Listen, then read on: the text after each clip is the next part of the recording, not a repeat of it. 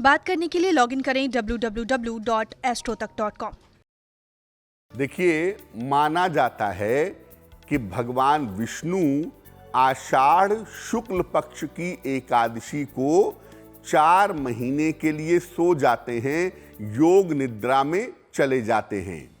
इसके बाद पुनः कार्तिक शुक्ल पक्ष की एकादशी को योग निद्रा से जगते हैं। इन 4 महीनों में देव शयन होता है, इसीलिए इस चातुर्मास में समस्त मांगलिक कार्य वर्जित होते हैं, मना होते हैं। जब देव यानी कि भगवान विष्णु जगते हैं योग निद्रा से, इसके बाद ही कोई मांगलिक कार्य संपन्न हो पाता है। देव जागरण या देव उत्थान होने की वजह से इसको देवोत्थान एकादशी कहते हैं। जितनी भी साल की एकादशी होती है उसमें सबसे बड़ी एकादशी इसको मानते हैं। इस दिन उपवास रखने का विशेष महत्व है। कहते हैं कि देवोत्थान एकादशी पर उपवास रखने से मुक्ति और मोक्ष की प्राप्ति होती है। इस बार देवोत्थान एकादशी 14 नवंबर को है, जिसका पालन हम सबको करना चाहिए। देखिए, ऐसा माना जाता है कि भगवान विष्णु ने तुलसी का वरण किया था, तुलसी से विवाह किया था और तुलसी का वरण करने की वजह से उनको शाप मिला और उस शाप की वजह से वो शालिग्राम के स्वरूप में आ गए, पत्थर के स्वरूप में आ गए। इसीलिए शालिग्राम के स्वरूप में ही भगवान विष्णु का विवाह तुलसी के साथ कराया जाता है। भगवान विष्णु को तुलसी सर्वाधिक प्रिय है ऐसा माना जाता है और केवल तुलसी दल अर्पित करने से भगवान को प्रसन्न किया जा सकता है। इसके पीछे एक तो साइंटिफिक रीजन ये है कि भाई तुलसी के पौधे आप लगाएंगे, पवित्र पौधा है, प्रकृति का संरक्षण होगा और साथ ही साथ वैवाहिक जीवन भी सुखी होगा।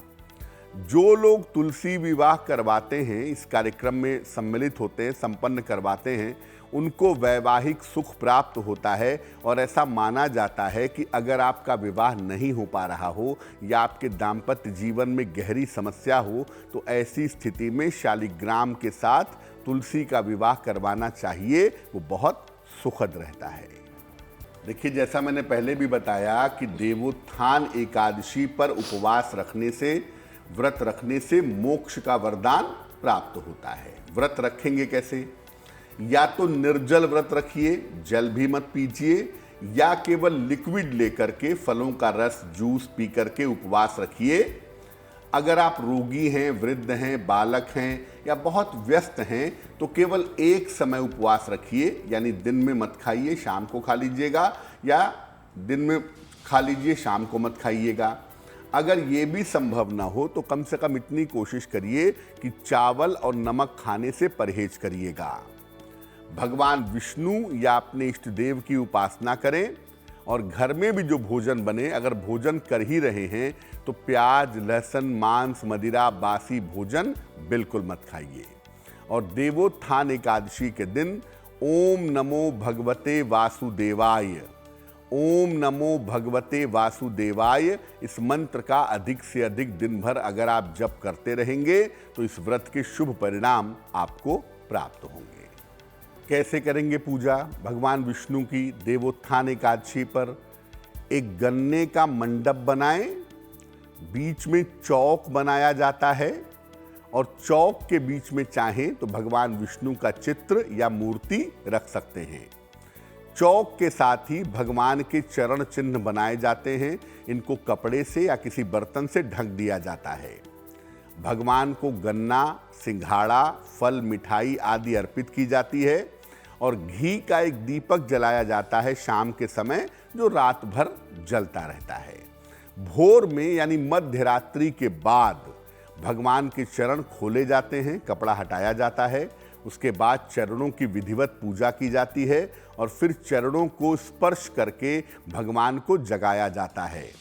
जब भगवान को जगाते हैं तो शंख, घंटा और कीर्तन की आवाज की जाती है। जब भगवान जग जाते हैं तो उनकी स्तुति होती है, उनकी पूजा होती है। इसके बाद व्रत उपवास की कथा सुनी जाती है और सुनाई जाती है। जब ये आप पूरे काम कर लेते हैं तब जाकर पूजा समाप्त होती है, और जब ये पूजा संपन्न हो जाती है तो इसके बाद से सारे मंगल कार्य विधिवत शुरू किए जा सकते हैं। और भगवान के चरणों का जब आप रात में स्पर्श करते हैं उनको जगाने के लिए, और उसके बाद जो मनोकामना आप कहते हैं वो मनोकामना निश्चित रूप से आपकी पूरी होती है।